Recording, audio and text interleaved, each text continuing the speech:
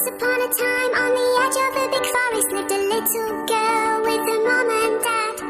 Every time the little girl went into the forest in a red hood, she would be clad. The little girl felt so safe in that forest, all because of the red hood she wore.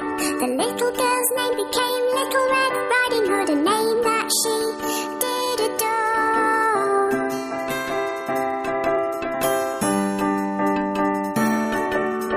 One day the little girl's mom baked a cake all tasty and sweet. It was a present for Little Red Riding Hood's grandmother as a treat. Grandma lived on the other side of the forest, so her mum told her to go, as long as she stuck to the pathway and went fast and not too slow.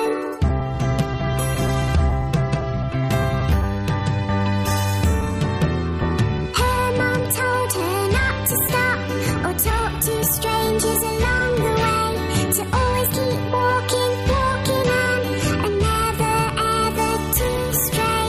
So off she went into the forest with a basket on her arm. Her mum hoped Little Red Riding Hood would not come to any harm.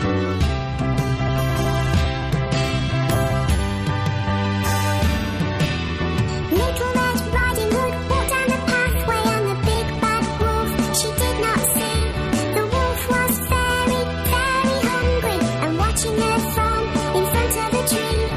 He was thinking of eating her and trying his best to take a look at which way and which pathway Little Red Riding Hood took.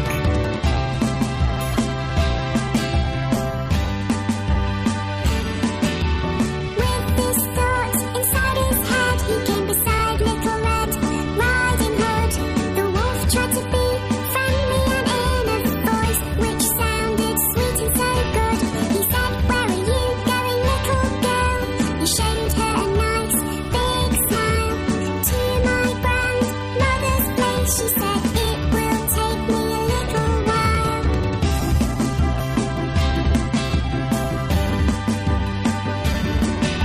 The big bad wolf started to walk with Little Red Riding Hood along the path.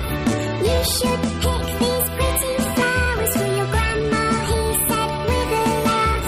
As Little Red Riding Hood was picking the flowers, the big bad wolf ran.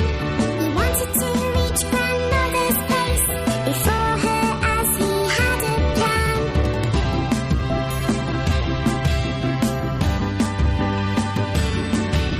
The big bad wolf arrived at grandmother's place and knocked upon the door. Grandmother said, "Who is it?"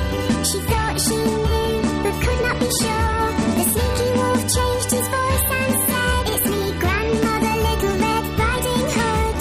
Grandmother was so pleased to hear it was her and said, "Oh, is it you? That is good."